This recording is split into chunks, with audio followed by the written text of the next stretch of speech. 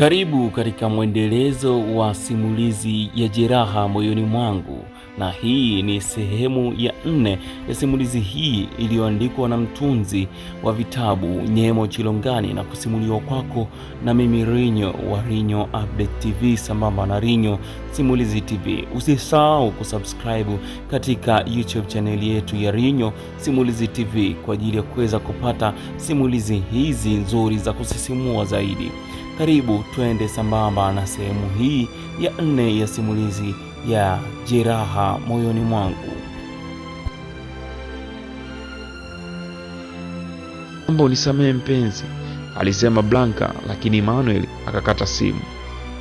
Msichana huyo akachanganyikiwa, hakutaka kuendelea kubaki nyumbani na wakati mpenzi wake alikuwa amemkasirisha.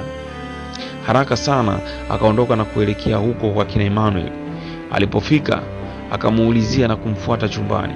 Alipoingia tu, kitu cha kwanza kilikuwa ni kumwomba msamaha kwa kile alichokifanya. Akalia, akapiga magoti. Mwanaume huyo akamuinua na kumwangalia usoni. Blanka, nimekusamehe mpenzi, ila utatakiwa kusimamia sana viapo. Umeanza kunipa wasiwasi moyoni, alisema Emmanuel huko akimwangalia Blanka. Sitarudia tena, naomba unisamehe. Nimekusamehe mpenzi. Baada ya hapo wakaendelea kupiga stori za kawaida. Hakukuwa na mtu wa kuwatenganisha wawili hao. Walipendana, walisikilizana na kusameheana kwenye kila kosa alilolifanya mwenzake. Japokuwa walikuwa wakiongea mambo mbalimbali na kuwa na furaha tele, lakini Blanka hakutaka kumsamehe Penina hata kidogo. Alianza kumchukia msichana huyo ambaye kwake alionekana kama adui mkubwa. Asingeweza kuwa na urafiki wa kawaida tena na msichana huyo, na wakati alimtaka mpenzi wake. Walisoma chuo kimoja, lakini hawakuwa wakizungumza tena. Watu hawakujua kilichokuwa kimetokea. Walitokea sehemu moja, lakini hawakutaka kuzungumza kabisa. Hakukuwa na aliyejua kilichotokea baina yao. Maisha yaliendelea kama kawaida. Hakuacha kuwasiliana na mpenzi wake Emmanuel. Mara kwa mara walipigiana simu na kuzungumza mambo mengi. Kubwa zaidi, walikumbushana wasisalitiane hata kidogo. Sitoweza kukusaliti, alisema Emmanuel. Alikuwa akimsisitiza mpenzi wake kila siku. Kutokana na Blanka kuwa msichana mrembo, kulikuwa na wanaume wengi waliokuwa wakimtaka kimapenzi. Kila mmoja alikuwa akitumia nguvu kubwa kuhakikisha anampata msichana huyo.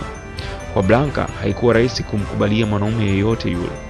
Aliwaangalia walivyokuwa wakihangaika kwa ajili yake, lakini hakutaka kabisa kumruhusu kijana yeyote yule kuuchukua moyo wake.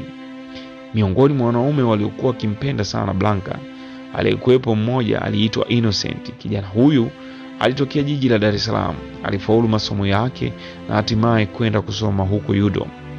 Mara ya kwanza alipomwona Blanka, moyo wake ulitokea kumpenda sana, lakini hakutaka kujionyesha. Alijua tu kwa namna ambavyo alivyokuwa mrembo, kulikuwa na wanaume wengi waliokuwa wakimtaka. Hakutaka kumfuata kwa kuwa naye angekuwa kama hao wengine. Siku zote alijiamini kwenye swala la mapenzi. Aliwahi kusoma vitabu vingi kuhusu mapenzi, na vitabu hivyo ndivyo vilivyokuwa vikimpa mbinu mbalimbali za kuingiza watoto wa kike katika mtego wake. Kabla ya kumfuata Blanka, alihitaji kumjua kwanza. Alitaka kujua alipenda nini, alivutiwa na kitu gani. Akaanza upelelezi wake mara moja. Alitumia mwezi mmoja tu akagundua msichana huyo alipenda kujaliwa na kusikilizwa. Alipenda kuheshimiwa kama walivyokuwa wanawake wengine. Ili ayafanye hayo yote, ilikuwa ni lazima kumzoea kwanza. Hilo ndilo lililomfanya kuanza kumvizia Blanka. Alihitaji nafasi ya kuzungumza naye hata kwa dakika 3 tu. Basi dakika hizo zingemfanya kuzoeleka kwake. Alipoona amepata nafasi ya kumfuata, akamsogelea. Bila shaka nimemsogelea Dr. Blanka Masawe, alisema Innocent huko akimtolea tabasamu pana. Blanka kauinua uso wake na kugonganisha macho na mwanaume huyo. Bila shaka ni mimi, alijibu. Daktari wa magonjwa gani? Daktari wa mifugo kama dada yangu Paulina? Aliuliza Innocent huko akimwangalia. Hapana, ninataka kusomea magonjwa ya usuyo uzazi, alijibu. Oh, kwa hiyo baadaye mke wangu akiwa hashiki mimba nikutafute wewe? Kabisa. Wakaanza kucheka. Kwenye hii dunia unatakiwa kuwa na urafiki na watu wanaofanya kazi za aina 4 tofauti. Alimwambia, akina nani na nani?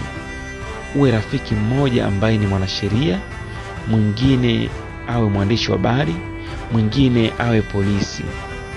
Alimwambia na kunyamaza. Umenitajia 3. Wa 4 awe daktari kama wewe. Alimwambia na kucheka kidogo. Oho, bora na sisi tupo. Nimekuwa na marafiki hao 3, wa 4 nikaamua kukufuata wewe. Alimwambia, kwa nini mimi? Kwa sababu unasomea magonjwa ya uzazi. Kwani nipo peke yangu?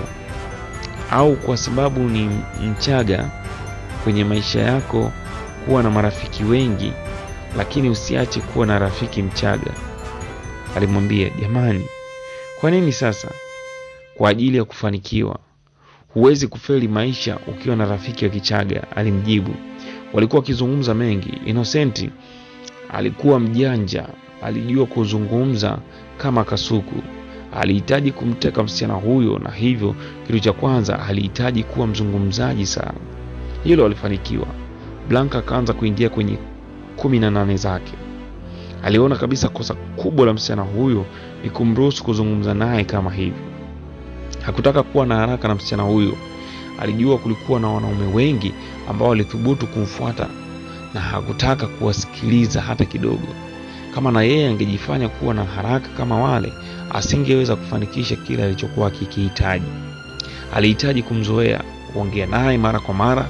Hapo ndipo urafiki baina ya watu hao wawili ulipoanza. Innocent hakutaka kumpa Blanka nafasi ya kupumua. Alimwekea ubize mwingi ili mradi tu asifikirie kitu kingine zaidi yake, na hilo likaanza kukubali. Walikuwa wanaongozana kila sehemu, walikuwa kila pamoja, kantini na wakati mwingine kujisomea pamoja. Mpaka kipindi hicho Innocent hakutaka kumwambia ukweli hata kidogo. Alikuwa akimvutia kwake kadri alivyoweza. Walikuwa wakienda kanisani na kusali pamoja. Yaani walikuwa na ukaribu kiasi kwamba kila mtu akajua kwamba wawili hao walikuwa wapenzi kutokana na ukaribu wao ulivyokuwa mkubwa. Siku zilikatika mpaka mwezi unamalizika. Ilikuwa jambo gumu kukubali kwamba watu hao hawakuwa wapenzi hata kidogo. Yaani walikuwa na kila dalili za kuonyesha walikuwa wakilala kitanda kimoja. Wakati hayo yote yakitokea, mawasiliano baina yake na Emmanuel hayakuzorota hata kidogo. Walikuwa wakiwasiliana kama kawaida. Waliendelea kuwekeana ahadi kwamba wangeoana na kuishi pamoja, watengeneze familia na kuishi maisha yenye raha mpaka pale ambapo vifo vingewatenganisha. Nina mashaka sana na wewe uko daa jamani, alisema Blanka kwenye simu. Walikuwa na utaratibu wa kuongea jioni kila siku. Hutakiwi kuwa na hofu hata kidogo mpenzi. Mimi ni wako. Nitakupenda mpaka naingia kaburini, na kamwe sitoweza kukusaliti, alisema Emmanuel kwenye simu. Una hakika mpenzi? Kabisa. Wakati hayo yakiendelea, Penina alikuwa akishuhudia kila kitu. Aliuona ukaribu baina Blanka na Innocent. Alitamani kumpigia simu Emmanuel na kumwambia, lakini akaona hilo lingekuwa kosa kubwa, kwani mwisho wa siku Blanka angejua ni yeye ndiye aliyepeleka taarifa hizo kwa mwanaume huyo, na hivyo kukasirikiwa zaidi. Akaamua kuachana nayo. Siku ziliendelea kwenda mbele mpaka miezi 3 ilipokatika. Watu hao waliendelea kuwa pamoja. Innocent alikuwa akipiga hesabu zake. Ilikuwa ni lazima mwisho wa siku amwambie ukweli msichana huyo, moyo wake uwe huru. Hivi haunaga mwanamke? Aliuliza Blanka katika kipindi walichokuwa wakila chakula kantini. Mwanamke? Hapana, sina mwanamke. Hapa chuoni nataka nikimpata mwanamke basi huyo ndiye nitakayemwoa, alijibu mwanaume huyo. Oh, vizuri. Ukimpata naomba uniambie nimjue wifi yangu mapema, alisema msichana huyo. Mazungumzo hayo ya Blanka na Innocent yanatamatisha sehemu hii ya 4 ya simulizi ya Jeraha Moyoni Mwangu. Usisahau kuwa nasi katika sehemu ya 5 na nyinginezo.